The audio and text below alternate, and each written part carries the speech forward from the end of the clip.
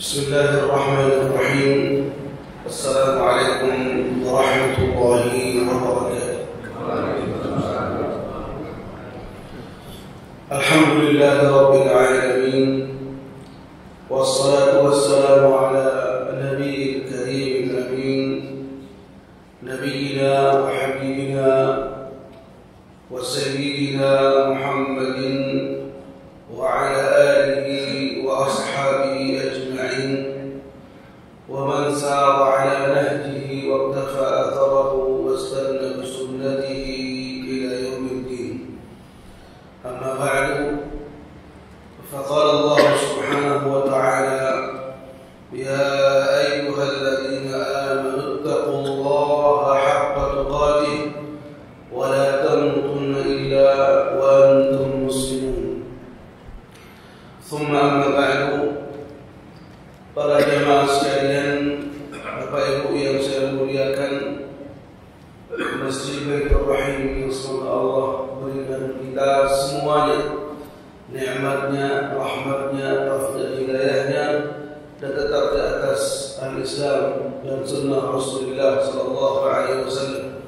Kita mohon kepada Allah agar diberikan ilmu yang bermanfaat, rezeki yang halal, dan diterima semua amal kebajikan.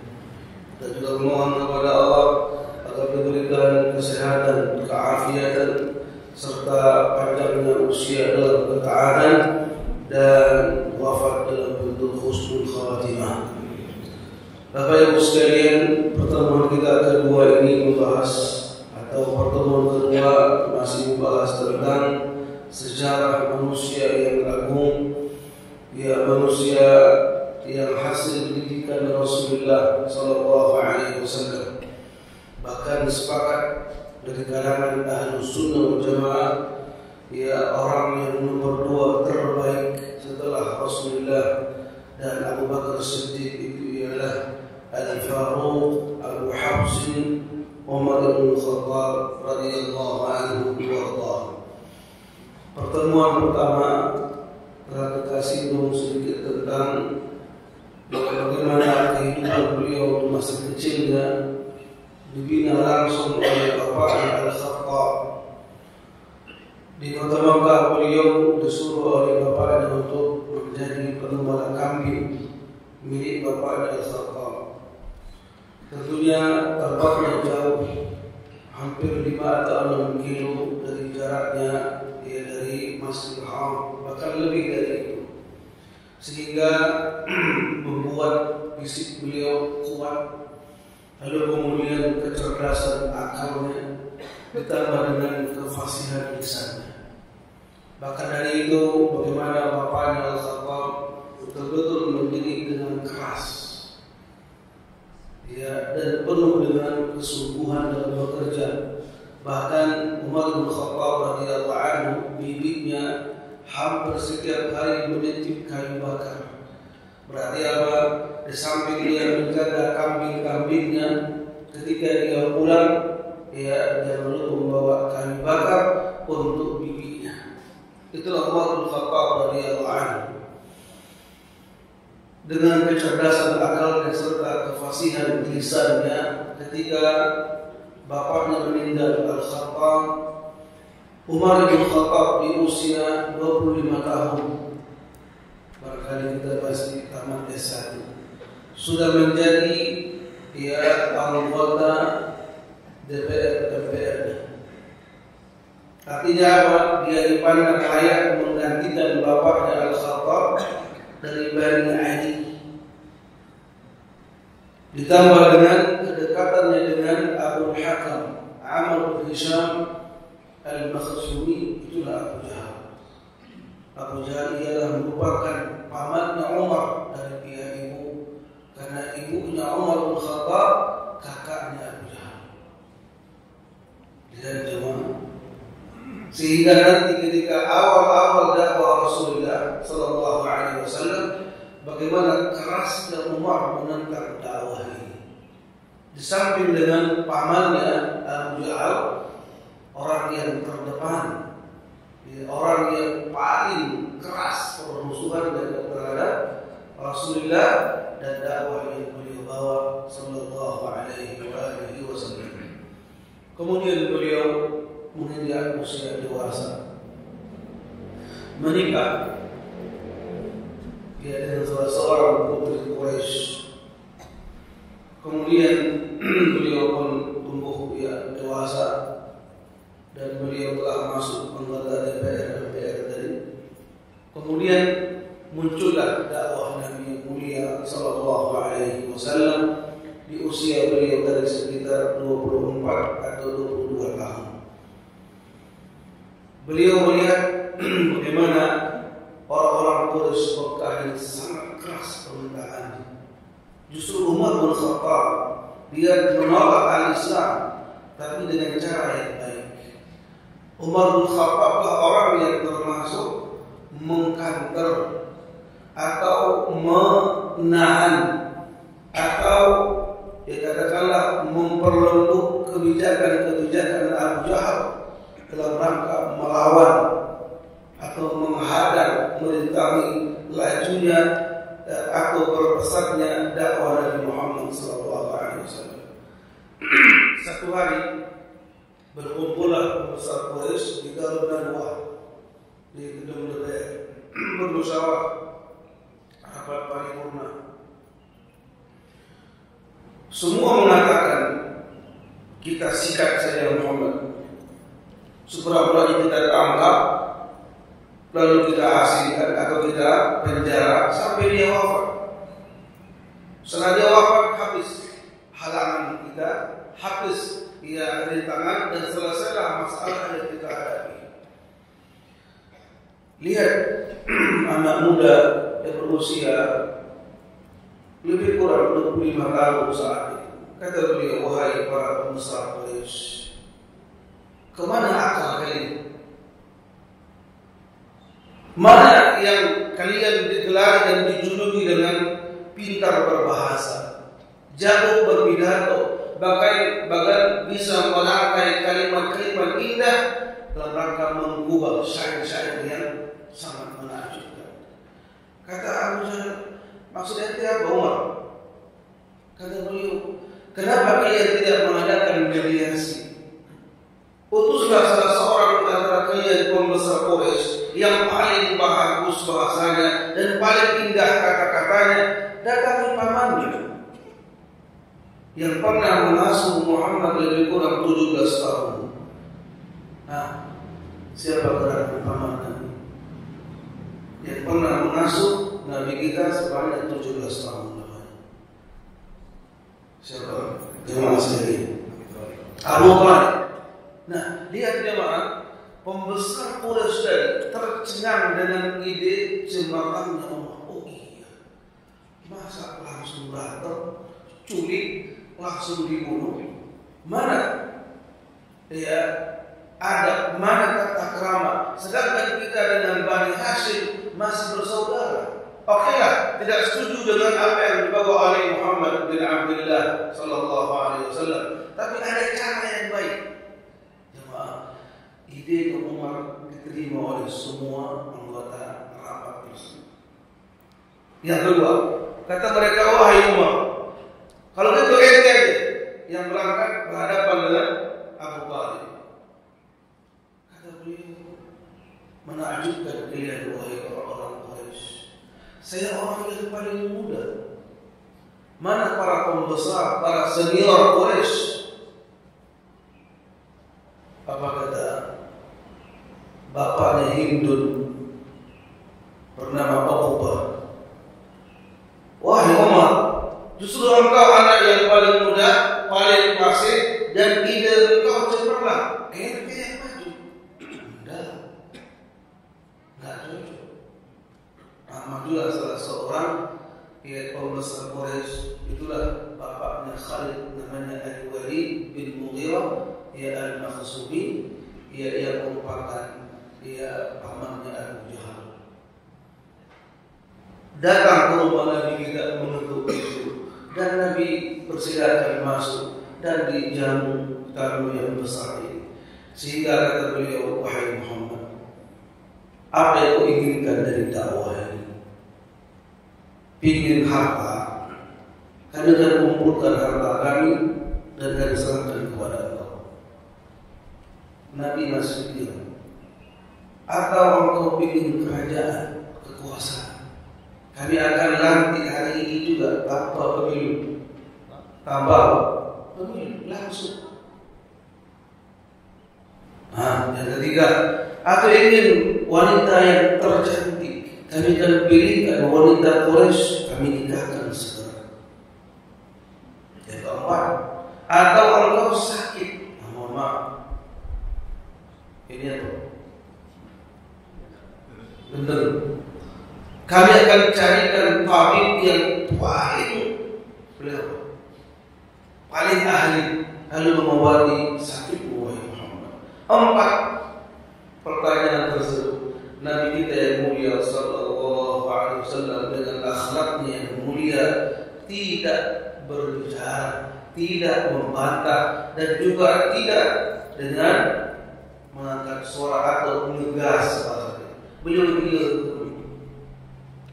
kata beliau, wahai Uqbah, apalagi sudah selesai, sudah. Kalau itu dengarkan, saya akan membacakan Quran.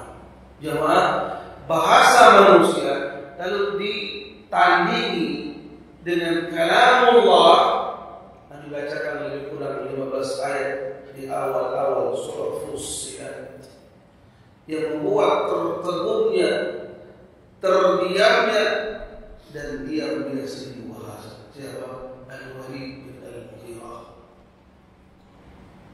Sudah jemaah, keluar dia dari rumah Nabi kita Muhammad sallallahu alaihi wasallam, dia memikir di depan pintu. Apa yang kita tentang selama hari ini nggak benar. Kita tuduh dia gila, kita tuduh dia penyair. Ternyata yang saya dengar langsung kalimat-kalimat yang indah yang tidak bisa saya tiru atau saya ubah. Indah betul apa yang disampaikan oleh Muhammad. Keluar dia dan kembali masuk ke gedung DPR. Lalu kata orang-orang, Abang Walid, apa komentar ini? Dan kita ini para netizen masih nunggu. Apa komentar engkau tentang Muhammad? Lihat dengan jujurnya dia mengatakan, betul Muhammad. Udah deh, biarkan dia berdakwah. Segitu jemaah. Langsung kata teman-teman, engkau tersihir oleh sihirnya. Jemaah, berlalu 2 bulan, 3 bulan, semakin besar dakwah. Umar bin Khattab masih dia marah, dan dia tidak rela kalau pembesar Quraisy ini satu persatu masuk Islam. Bahkan diutuslah salah seorang ahli syair dan masih ada kerabat dengan Nabi. Itulah bapaknya Hindun dari Uqbah. Kata beliau, engkau datanglah Uqbah, menutup pintu, lari-lari dan lari bicara baik-baik.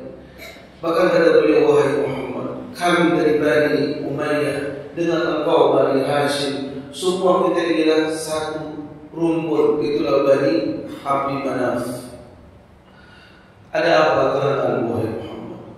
Engkau sampai hati berdakwah, lalu engkau bawa orang pembesar atau hamba saya masuk ke agama baru ini, dan ini agama yang baru.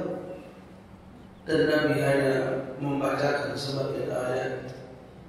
Lagi-lagi Uqbah tertunduk dan diam, tidak bisa berkomentar. Kenapa? Sampai akhlak Nabi yang mulia, pancaran cahaya yang ada di wajah beliau, bahkan dikatakan sebesar dan sekuat dan setegas apapun orang yang di hadapan Nabi tidak bisa memandang wajah beliau, apalagi menantang, melotoh ini, tidak bisa. Kenapa? Allah berikan haibah, karisma yang sangat amat tinggi, ditambah dengan akhlak yang mulia serta kata-kata yang sangat amat lembut dan bermakna tinggi. Apalagi yang beliau bacakan Al-Quran, kalamullah.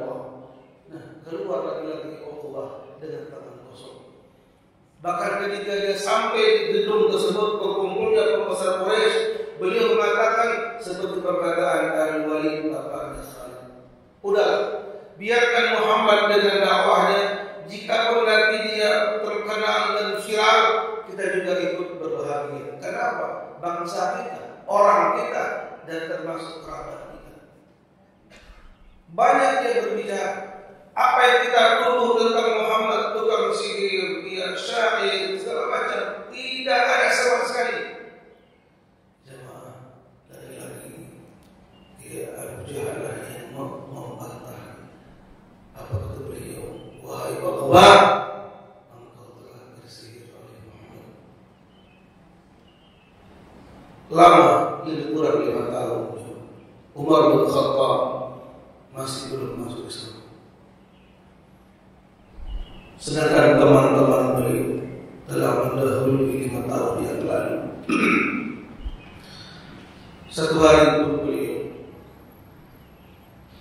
melihat salah seorang hamba sahaya yang telah masuk Islam, dan beliau bernama Abdullah bin Mas'ud. Profesinya setiap hari mengembala kambing, statusnya budak hamba sahaya. Lewat di sebuah jalan atau gang, bertemu dengan Abu Jahal. Kemudian dia turun. Dia kecut mukanya, dan dia tampak, dan dia tendang sampai jatuh. Dari kejauhan Umar bin Khattab melihatnya dan geleng kepala. Itu yang berbuat paman sendiri, tapi hati nuraninya segitunya. Lalu dengan wajah yang hampir menangis, meringis menahan kesakitan atau sakitnya, tiba-tiba pundaknya Ibnu Mas'ud, dia merasa ada yang memegangnya. Ketika dia menoleh, siapa yang memegang pundaknya? Jemaah, itulah Umar bin Khattab radhiyallahu anhu. Karena apa? Jiwa jawaranya enggak menerima antara bangsawan besar Abu Jahal menyiksa hamba sahaya, itu enggak boleh. Mana letak jawaranya, kebangsawannya? Kalau berantem, yuk face to face, bangsawan berantem. Ini enggak hamba sahaya, statusnya rendah, mukulin pakai cambuk lagi. Enak banget. Jiwa dia berontak, jemaah. Dia pegang pundaknya. Abdullah, bangun. Kaget. Ini kan musuh Islam, tapi ya akhlaknya yang mulia itu dia apa? Dia ada untuk bangun. Apa terjadi, jemaah? Umar hanya tersenyum. Apa kata sahabat yang mulia ini? Masih berstatuskan budak, profesinya apa? Mengembala kambing. Wallah, demi Allah, wahai Umar, semoga doa Rasulullah SAW itu jatuh kepada engkau. Kata dia, doa Muhammad untukku, untuk kebaikan. Apa doa Muhammad? Ya Nabi, kami berdoa semoga Allah kuatkan Islam ini dengan masuknya salah seorang pembesar, 2 orang. Dari 2 orang ini ada yang masuk Islam, antara Ammar bin Hisham, Abu Jahal, atau Umar bin Khattab. Itu Umar bin Jamaah masuk dari hati. Dia pula mikir, Muhammad mendoakan saya kebaikan. Bukankah 5 tahun yang lalu saya memusuhi? Dia simpan itu di memori. Lain hal ketika beliau dia mikir panjang, sudah sampai sebulan dia mikir di rumahnya. Semakin hari banyak yang masuk Islam. Hamba sahaya yang disiksa tidak bergeming, malahan semakin kuat Islamnya. Lihatlah sahabat siapa? Jemaah yang paling keras siksaannya sahabat Bilal bin Rabah. Yang kedua Ammar yang sangat kasihan. Ya, intinya apa? Umar menilai ketika pengikut Nabi Muhammad sallallahu alaihi wasallam dari kalangan hamba saya dicaci maki, disiksa habis-habisan sampai pingsan, ternyata tidak keluar dari agama Islam. Ada apa? Apa yang masuk ke hati mereka ini?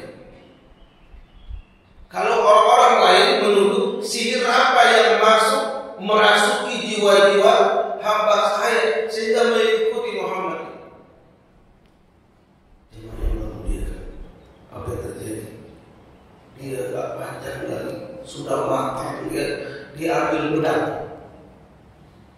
Kata dia, mending saya bunuh Muhammad. Jika dia mati, saya pasti akan dibunuh juga. Habis perkara, selesai masalah. Saya bukan pembesar, bukan juga orang yang dituakan. Udah, Muhammad mati, saya mati. Habis perkara. Dia keluar dari rumahnya. Dia keluar dari gang rumahnya sampai ke raya. Setiap orang yang melihatnya kaget. Apa ya? Mau perang? Ada musuh. Sehingga di ujung gang itulah bertemu dengan salah seorang pembesar Quraisy. Umar, kemana? Saya mau mendatangi Muhammad dan saya akan gorok Muhammad. Oh, salah. Kenapa emang? Adik kandungmu dan adik ponakanmu yang merupakan adik iparnya yang bernama Sa'id bin Zaid dan adik kandungmu perempuan bernama Fatimah bintul Khattab, kedua-duanya telah masuk Islam mengikuti agama Muhammad. Yang engkau ingin membunuhnya. Oh, naik kitab mereka. Kok bisa? Adiknya Umar bin Khattab masuk Islam mengikuti agama Muhammad yang saya musuhi 5 tahun yang lalu, dan detik ini mau saya borok lehernya. Dia balik arah, Pak. Urung dia untuk membunuh Nabi kita Muhammad. Lalu dia mendatangi rumah adik. Itu peristiwa beliau masuk Islam nanti ya.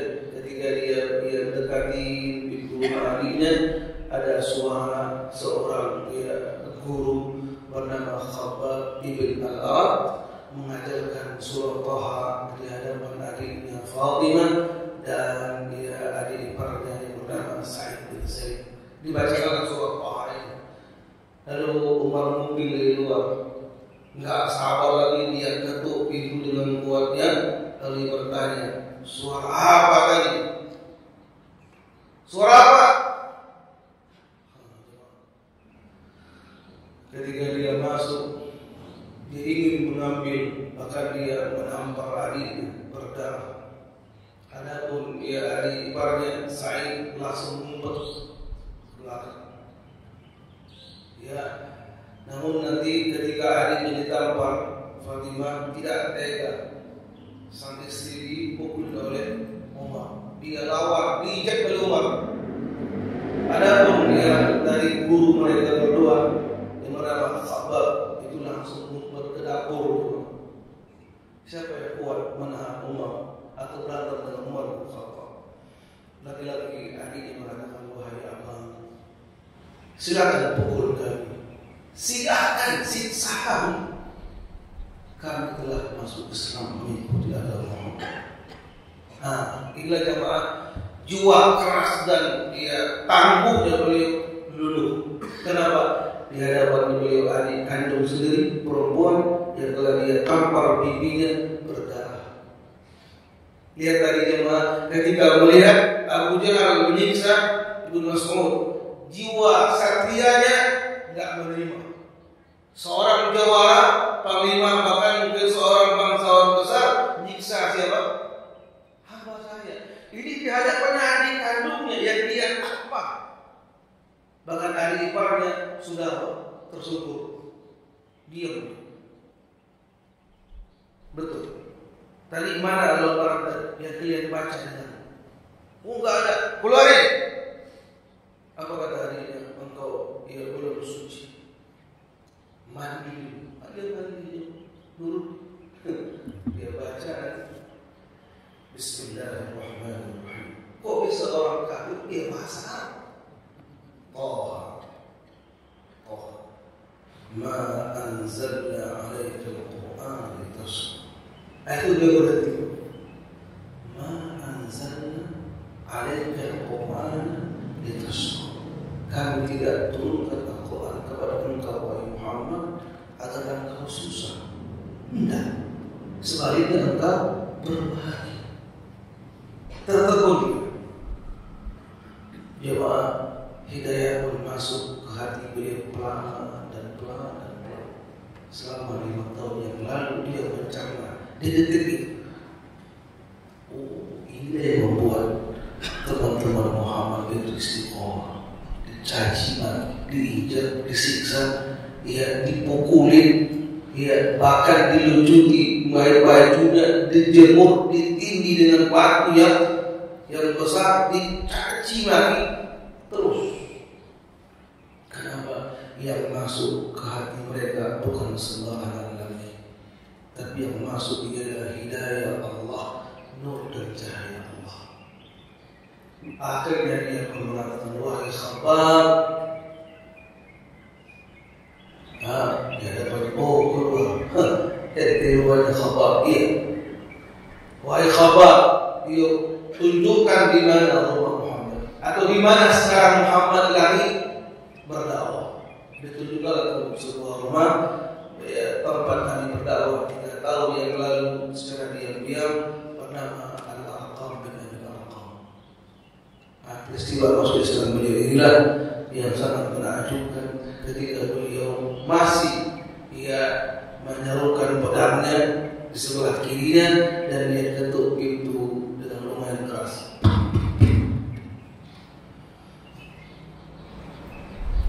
Dia bukan salah, belum muslim.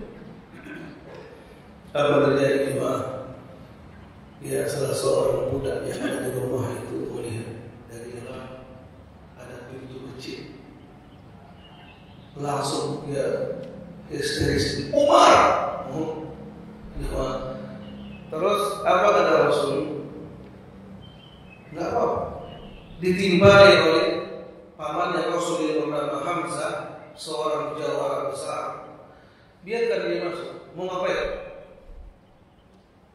Mau berantem? Buah yang panggil. Jadi memang besar, pas. Kalau dia niat baik, silakan. Dan kata beliau, Nabi kita mengatakan suruh Umar masuk. Ketika masuk itulah jemaah, Hamzah memegang buah keragam, diambil, dia tarik. Ini wajar Sina dengan Sina kalau berantem pas. Langsung dia dibawa di hadapan Nabi kita dan dia duduk, dia disuruh sehebatnya Umar, sekerasnya Umar tidak bisa menatap wajah Nabi kita yang mulia sallallahu alaihi. Kenapa? Allah berikan haibah dan karisma yang sangat tinggi kepada Nabi kita yang mulia sallallahu alaihi wasallam, dan beliau pun bangun. Kemudian mendekat kepada Umar, laki-laki Nabi maka membuat agak sedikit naik. Ya Ibnu Khattab, kenapa itu telah masuk Islam? Jemaah, sedangkan teman-temanmu 5 tahun yang lalu telah bersama. Nabi direlung melepaskan kembali Umar dengan tunduk dan mengangkat jarinya. Asyhadu an la ilaha illallah wa annaka Rasulullah sallallahu alaihi wasallam. Bertakbirlah orang yang ada di rumah tersebut. Jemaah, ketika masuk Islam jemaah, baru hitungan menit langsung dikatakan ya Rasulullah. Lihat jemaah, apa yang masuk ke hati Umar kalau bukan 5 tahun yang lalu, dia simpan keyakinan, dia simpan benarnya al-Islam. Bahkan jemaah, kalau kita mau lebih jauh melihat sejarah ini, pembesar Quraisy saja, pembesarnya, ketika Nabi tahajud 2 malam di depan Ka'bah, mereka jauh menguping.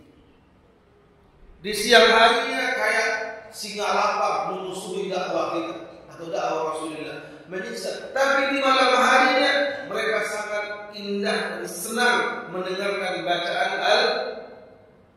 bacaan itu sekelas Abu Jahal, Umar bin Khattab. Karena apa? Keindahan bahasanya sangat menakjubkan, ya, kata-kata yang dibacakan oleh Muhammad. Sekalipun mereka mengingkari, kata mereka bukan kalam Allah. Mari lebih jauh Umar bin Khattab bercerita, dan ini Allah tuangkan di penghujung surah Al-Haqq. Dialog itu terjadi. Nabi membaca ayat, apa kata Umar? Oh iya, bukan perkataan sihir, dan juga bukan perkataan syair. Oh iya, ini merupakan kalam Allah. Alhamdulillah Umar tertekun jawab. Jadi selama 5 tahun Nabi telah berdakwah, dia simpan satu demi satu apa yang dia lihat dan dia dengar. Ketika dia masuk Islam, dia banyak tahu tentang Islam. Baru itu 1,5 jam atau 1 jam, langsung dia katakan, ya Rasulullah, bukankah dakwah ini benar? Iya. Terus kenapa bersembunyi? Ayo kita keluar. Akhirnya Allah mulanya Nabi dan para sahabat keluar berani dan langsung tawaf di Batu Al-Ka'bah. Cerita-cerita di jemaah, ya, bagaimana para sahabat mensikapi ketika Umar bin Khattab masuk Islam. Kami berani terang-terangan beribadah di depan Ka'bah. Jemaah, beginilah kita harapkan di zaman ini ada Umar bin Khattab. Walaupun bapaknya bukan Al-Khattab, Umar dia 5 tahun telah masuk Islam, tapi bisa menyaingi semua sahabat-sahabat Rasulullah Sallallahu Alaihi Wasallam dengan keimanan, akal yang cerdas, ide-ide yang cemerlang, bahkan ijtihadat, ya, atau sumbangan pikiran yang beliau sumbangkan kepada Islam sangat luar biasa besar. Dari semua sahabat besar tersebut, ya, beliau mampu mengalahkannya kecuali 1 orang. Siapa? Jemaah siapa? Kalau bukan Abu Bakar Siddiq radhiyallahu anhu. Ya, semasa hidupnya mereka berdua ini, Umar bin Khattab ingin menyaingi atau menyamai, ya, bobot ibadahnya Abu Bakar Siddiq, ternyata tak bisa. Satu hari, ya, peristiwa yang buat marahnya Nabi kita Muhammad Sallallahu Alaihi Wasallam di hadapan Umar bin Khattab. Ada, ya, dialog antara Abu Bakar dan Umar. Tiba-tiba perkataan As-Siddiq membuat marahnya Umar. Apa kata Abu Bakar? Maafin gua ya. Sama tidak kan? Maafin gua. Lalu berlalulah mereka berdua pulang ke Umar ke rumahnya. As-Siddiq masih belum enak perasaannya. Kenapa gak dimaafin? Diketuk pintu 3 kali, nggak dibuka juga. Lalu sedihlah Abu Bakar Siddiq, dan dia dengan wajah yang tidak tersenyum datang ke masjid karena waktunya mau menjelang zuhur. Apa terjadi? Dari kejauhan Nabi kita melihat wajah sahabatnya ini muram durjana. Masalah apa? As-Siddiq, ada apa? Ya Rasulullah, saya ada kelas sedikit sama Umar bin Khattab. Saya sudah minta maaf 3 kali, mendatangi rumahnya mengetuk 3 kali, enggak juga dimaafkan. Jemaah, dialog yang dikasih, ya, Umar bin Khattab juga merasakan tidak enak. Kenapa? Ini orang senior, sahabat paling dekat, keutamaannya tidak ada yang bisa menyamainya. Saya jauh di bawah. Dia pun segera ke masjid juga. Dari kejauhan itulah Nabi kita yang mulia Sallallahu Alaihi Wasallam bangun dari tempat duduknya, berdiri dengan muka yang marah dan mengangkat suara, "Ya Ibn Khattab." Ketika Nabi mengangkat suara, justru Abu Bakar Siddiq dia melutut mengatakan, "Ya Rasulullah, jangan marahin Umar, gua yang salah." khawatir kalau nanti Nabi marah dari mendoakan keburukan. Ya Rasulullah, saya yang salah. Nabi tidak menghiraukan perkataan Siddiq, tapi dikatakan, wahai semua sahabatku. Berarti ini kan banyak kumpul, tapi dialog ini kan terjadi dari dua orang sahabat. Nabi yang mendengar ini, wahai semua sahabatku. Dahulu di kota Makkah, semua kalian menentang saya, kecuali yang satu. Siapa? Abu Bakar. Dahulu juga saya butuh banyak biaya untuk berdakwah. Ini orang pertama memberikan jiwanya, raganya, hartanya. Mana kalian tahu? Mulai hari ini kata beliau, jangan ada lagi yang menipu dan menyakiti as-Siddiq. Tegasnya Nabi. Bahkan masjid saya ini kata beliau, di malam hari ini semua ditutup pintunya, kecuali pintunya Abu Bakar Siddiq radhiyallahu anhu. Sampai hari ini di kota Madinah, Masjid Nabawi, pintu yang pertama Babus Salam, yang kedua As-Siddiq, tidak pernah tertutup. Saat itulah Umar tahu betul bagaimana tingginya kedudukan As-Siddiq radhiyallahu anhu. Tidak lagi menyakiti hatinya As-Siddiq. Jemaah, itulah yang membuat Umar bin Khattab tidak bisa membantah. Yang pada akhirnya nanti ada dua momen. Ini saya mau kupas insyaallah waktu kita sudah habis. Dua momen terjadi ketika wafatnya Nabi kita Muhammad sallallahu alaihi wasallam. Kan ada terjadi peristiwa yang besar, bukan gempa bumi, bukan. Tapi orang yang baru masuk Islam, lemah keimanannya, menjadi tiga kelompok. Yang paling parah ialah mengaku Nabi. Ada 4 orang, bahkan 5 orang, 1 perempuan mengaku Nabi. Yang paling parah siapa? Musailamah al-Kadzdzab. Musailamah ini hidup ketika Nabi 10 tahun di kota Madinah, dan dia mengklaim dia Nabi dia 2. Dia jawab, ketika nanti wafat Muhammad Rasulullah, kenabian itu pindah ke saya.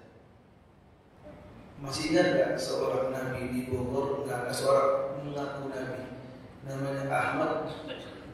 Nah, jemaah, kalau saya bandingkan dengan Musailamah dengan yang satu ini tidak ada apa. Musailamah ahli syair dan sangat pemurah di perkampungannya. Musailamah tidak tahu. Jemaah, ngaku Nabi. Musailamah ketika ada ayat yang turun, dia ubah kalimat-kalimat yang indah untuk menyaingi apa yang sampai kepada dia.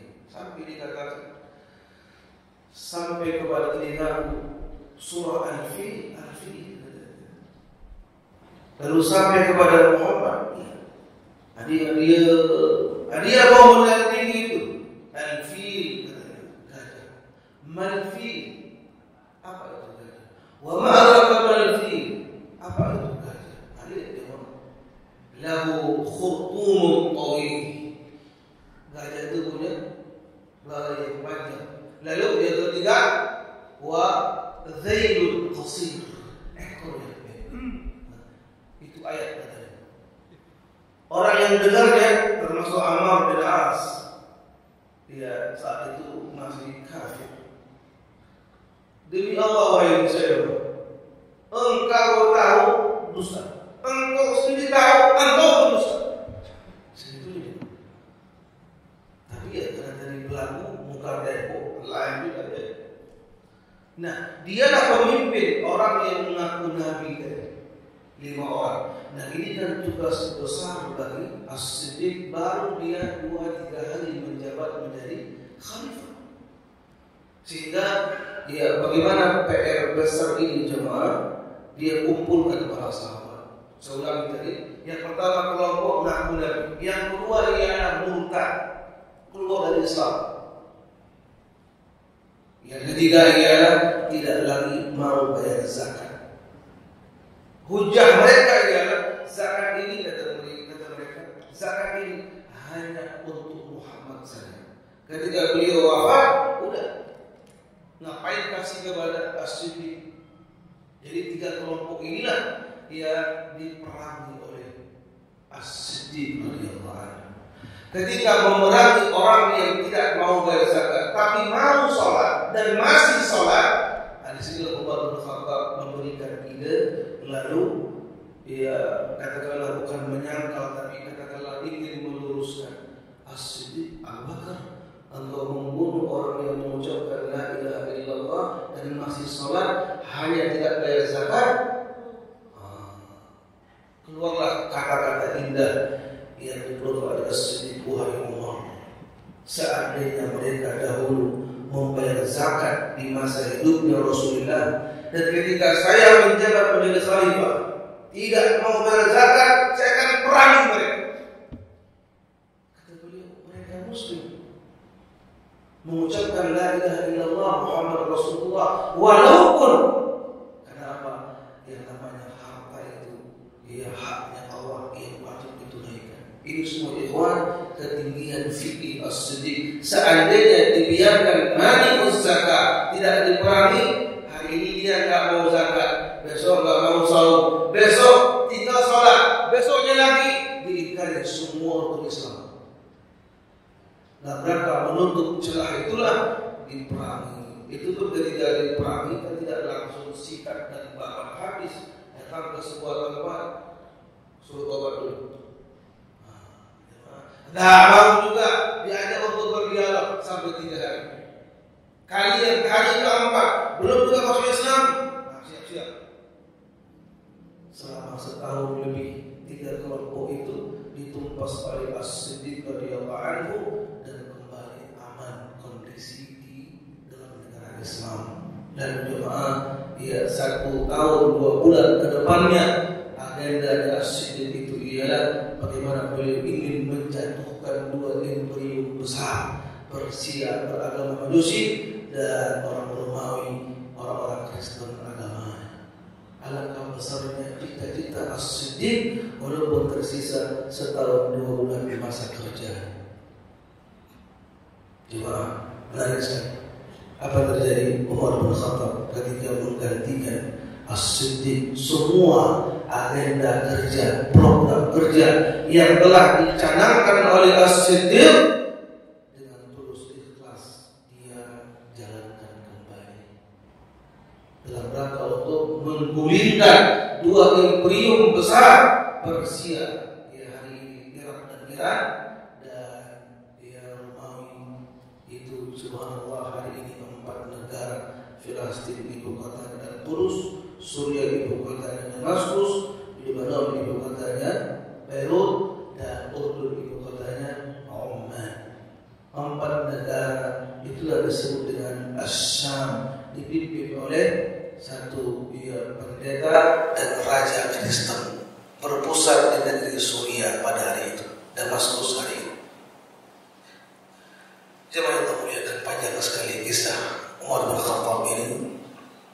Kiranya jika ada kesempatan kita akan sambung di pekan kedua di bulan Juli. Kalau bisa digeser ke pekan ketiga, karena kita pekan kedua masih di Tanah Suci. Kita insya Allah terbangnya tanggal 20 Juni dan kembalinya tanggal 13. Ya, ada undangan haji. Ya, dan kita alhamdulillah disuruh untuk membantu jemaah haji, bantu apa? Bimbing dan bantu angkat koper. Dan ini mohon maaf pekan keduanya belum bisa. Mungkin pekan ketiga kita ada pertemuan yang terakhir tentang Umar bin Khattab di sisi apa? Sisi ibadah dan apa hasil karya beliau selama 10 tahun 2 bulan menjabat khalifah. Saya ulangi, apakah karya atau apakah hasil kerja selama beliau menjabat 10 tahun 2 bulan? Lalu bagaimana, apakah dia sukses melaksanakan agenda kerja, program kerja yang dicanangkan oleh As-Siddiq? Saya katakan alhamdulillah semuanya beres, bahkan dengan hasil yang sangat menakjubkan. Berhak mendapatkan piagam tanda jasa, bukan dari manusia, tapi dari Allah Subhanahu wa taala, surga untuk mereka berdua. Mari jemaah, ya ini hanya secuil, ya sekilas kisah dari manusia yang agung, ya manusia yang mulia nomor 3 di umat ini setelah Rasulullah yang pertama, yang kedua As-Siddiq, yang kedua dan yang ketiga ialah Abu Hafsin Al-Faruq Umar ibn Khattab radhiyallahu anhu warḍah. Terakhir saya titip pesan jemaah, mari lihat orang-orang yang bersama Umar bin Khattab. Lihatlah orang-orang yang dahulu, ya lebih dahulu masuk Islam 5 tahun, ya selang waktunya. Apa yang buat Umar bin Khattab bisa mengejar? Kalau bukan, ya seriusnya dia belajar, seriusnya dia menuntut ilmu.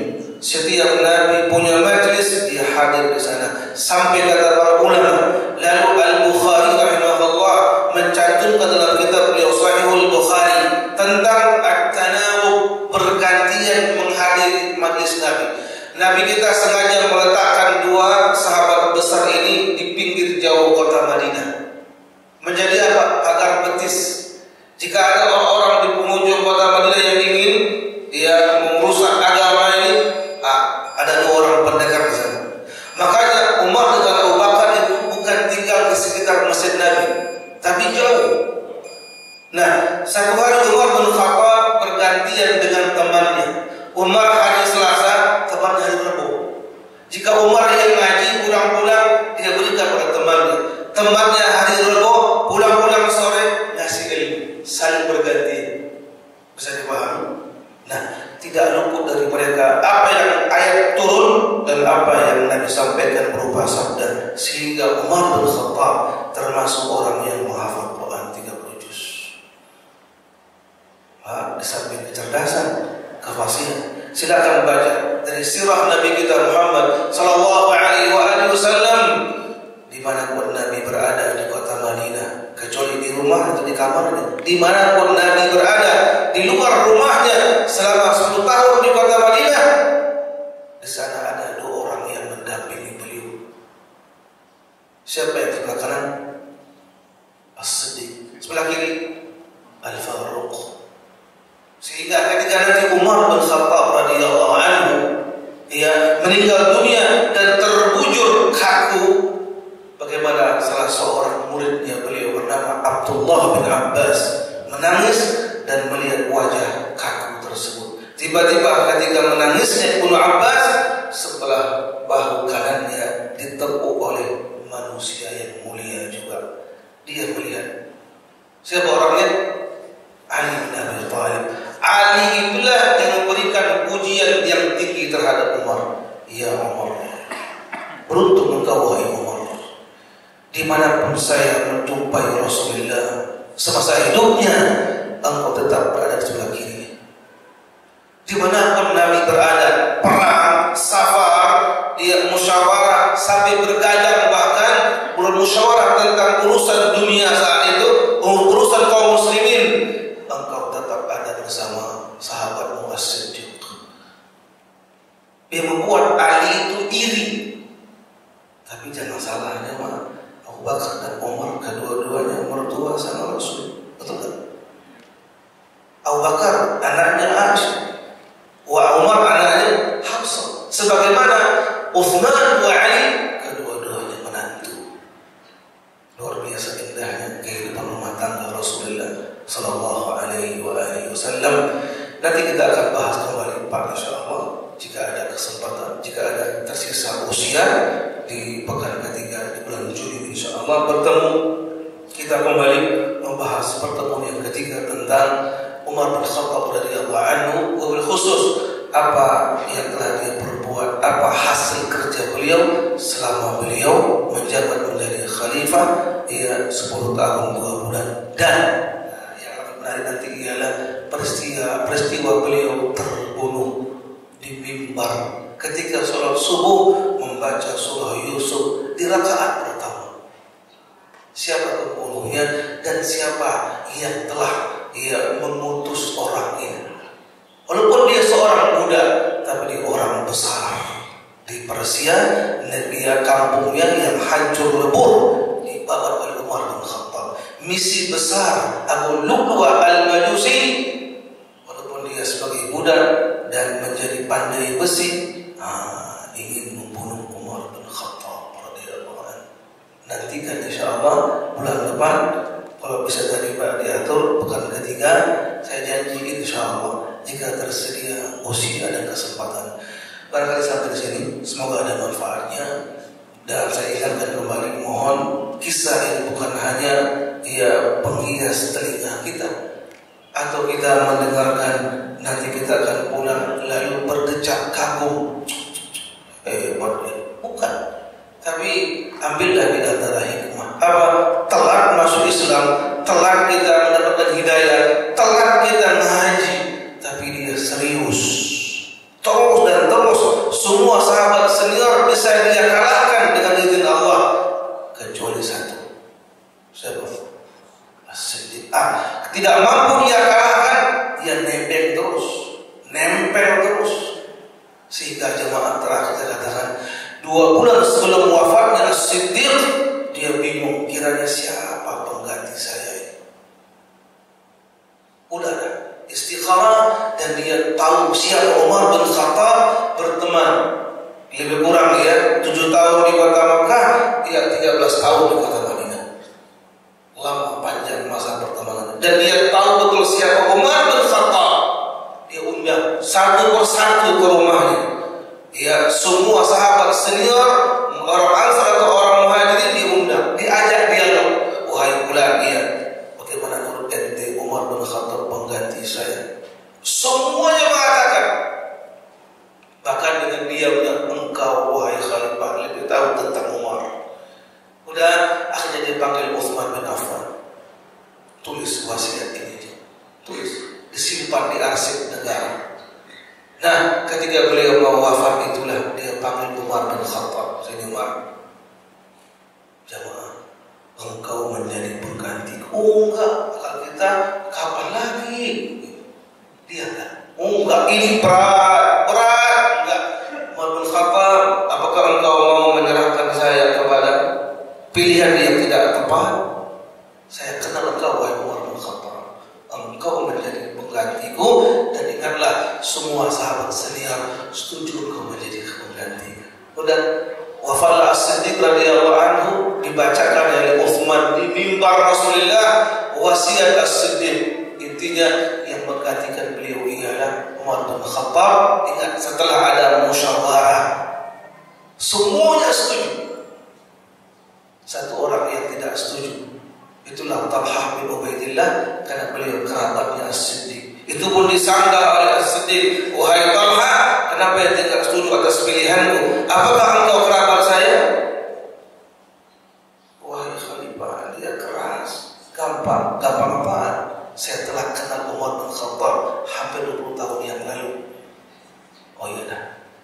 Makanya selama setahun masa Umar bin Khattab menjadi khalifah, Talha ini terus memantau bagaimana kinerja Umar. Ternyata dia yang nyesal dan dia yang minta maaf. Apa yang telah diperbuat oleh Umar selama setahun persis seperti As-Siddiq radhiyallahu anhu. Bahkan bagaimana takjubnya Talha, program kerjanya As-Siddiq disempurnakan oleh Umar bin Khattab radhiyallahu anhu. Mari jemaah, semoga kita mendapatkan ilmu yang besar pada pagi ini. Dan bagaimana contoh tauladan yang telah kita sampaikan tadi, manusia bernama Umar bin Khattab, walaupun telah masuk Islam, tapi dia menuntut ilmu, rajin menuntut ilmu, terus mendekati orang-orang yang saleh, bahkan menjadi teman setianya As-Siddiq yang senior itu. Allah angkatkan derajatnya, menyaingi semua yang ada, namun kakak senior tidak bisa dikalahkan. Mari, begitulah manusia dengan usaha yang kuat, sekuat-kuat usahanya, belum bisa menaiki As-Siddiq radhiyallahu anhu. Sama dengan halnya di sini, ada yang sudah senior, ada yang sudah tua, 50 tahun yang telah lalu baca Quran, kisah masih terbata-bata.